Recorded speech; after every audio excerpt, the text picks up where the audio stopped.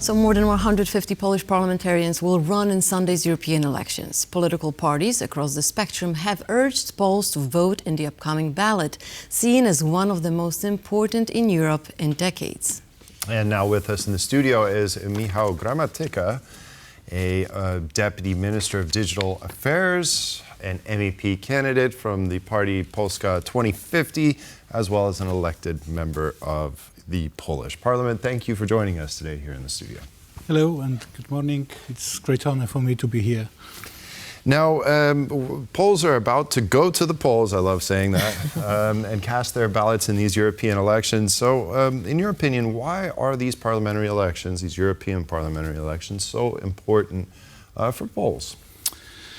Well, it's a good question because these elections are important because we'll define the future of Poland, the future of European Union, and especially the future of Poland in European Union in many aspects, starting from our digital future via social security, via cyber security, and last but not least, military security of European Union of Poland. Mm-hmm. Now, Poland and Poles just went through two elections. We had local elections, we had parliamentary elections. So it seems that people are tired. It seems that people are not really interested. And when I'm speaking privately to many of my neighbors, friends, why would you say it is so important for them to vote? What is at stake here? Well, it may be. We may be tired with this election cycle. I think we just have to tell people that this European election is a very important thing. These are many pro-election campaigns in social media. My favorite code is "You vote, you decide." So I think the turnout will be maybe 30, maybe 40%. Oh, that's quite pessimistic. Yeah, we were talking last night with some of our guests. We're hoping for 50%, but it's last election. This was 45. So right. It was extremely high. So as for European elections, so I'm just trying to be realistic. Yeah, certainly. Well, now concerning that, what do you think is the reason for the divide that here in Poland turnout is much lower than it is, say, in Germany or in some other Western European countries? Do you think it has something to do with what Anya was talking about, this election fatigue or being tired of going and voting in the national elections, then in the local elections, and now in the European elections? Well, first we have voted last October, and the turnout was much more than 75%. This was 76 or 77, I don't remember now. I think the highest in modern history. Yeah, and this was the highest turnout in history of Polish elections. They never be so high. Then, during the self-government election, turnout was extremely low. As for Polish election, in fact. Right. So we'll see. Maybe this will be something medium between 78 and 35. Very interesting. We'll find out soon. Now, these elections, well, I guess the big topic is who is going to gain the momentum. And we see that far-right parties are gaining that momentum. And if they are going to unify it and solidify, they will, they can stir some chaos. What do you think will happen after the elections? When you look at the polls, we have EPP, I think they have the highest number, but far-right parties are also getting up there. Yeah, I think our duty is to keep the path, of development, of growing united Europe, of integration with European countries, with European as a community. I don't follow the message of Eurosceptics that we shall leave European Union or we do not need the community. I think that this is the place for Poland inside the European Union. We are the Europe. Mm-hmm. Right, and most Poles agree.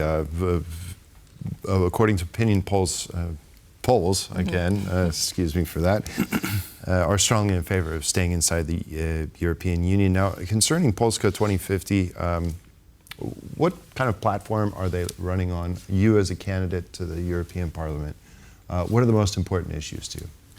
Well, my focus is the digital issues. There is many European bills and laws and directives who are not yet implemented into Polish law. For example, European Code for Electronic Communication. This is the directive which has been implemented till 2021, but it is still being processed. And this was my duty as a Vice Minister of Digitalization Affairs.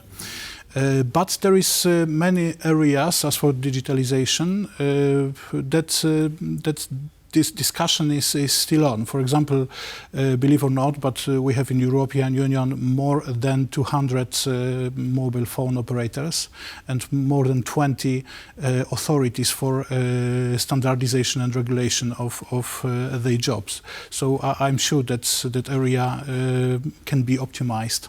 Mm-hmm. And probably harmonized, yeah. And harmonized, of course, yeah. So if you get elected, what do you hope to achieve in the European Parliament? Well, my first goal is this acronym CSAM, Child Sexual Abusement Materials.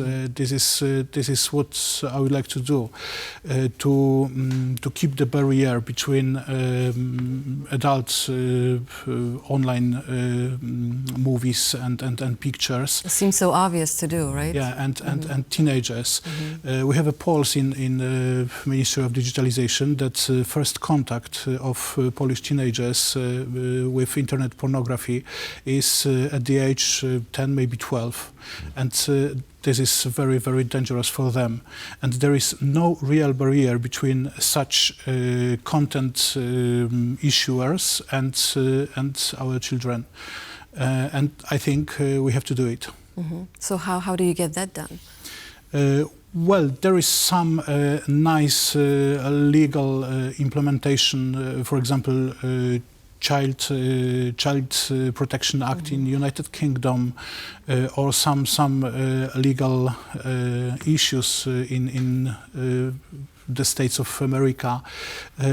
We are working on the rules, and I think that we should implement that rules as a European law. Yeah, it seems like some of that very questionable material available on the internet is just way too easy for kids to access nowadays. And if we look even at social media, there's been lots of studies that social media has been really detrimental, especially to young girls. But it has been so easy to reach that it seems just surprising that nobody has done anything until now. Yeah, of course. All they have to do is to tick the checkbox. I'm adult. I'm going on. Yeah, and it's they can all read, so it's easy to. Small barrier. It's just too dangerous for them. Well, what would be a realistic fix to that? To limit internet access somehow? I mean, how could that be solved? I'm just interested. Well, I think the providers should issue there's some methods of identification the age of internet users, and they should direct their content only for whom for that content is correct for adult people. So some kind of verification. So where is your campaign at this moment? What do you do as a MEP candidate? What is your message to the people? And you have been meeting with many people, I'm sure. Tell us more about that. Yeah, my campaign at that moment is in your broadcasting station. But tomorrow I'll visit Cieszyn, then Sławków. These are small Silesian towns. People are waiting for me, and I will be talking and convincing them to go voting, because that's the main message. Go vote, because if you vote, you decide. That's right. Well, as we said earlier, there's more than 150 Polish parliamentarians who are vying for a seat in Strasbourg. Why do you think so many people are interested in leaving Polish politics and going into European politics? I think they treat it as just a next step, next level. It gives you new perspective, much wider and pan-European, not only internal cases but international. Well, sir, good luck to you. Thank you. We'll be looking forward to the results. Thank you very much for joining us here My on pleasure. TVP World. First Thank time. you. Thank you very much for joining us.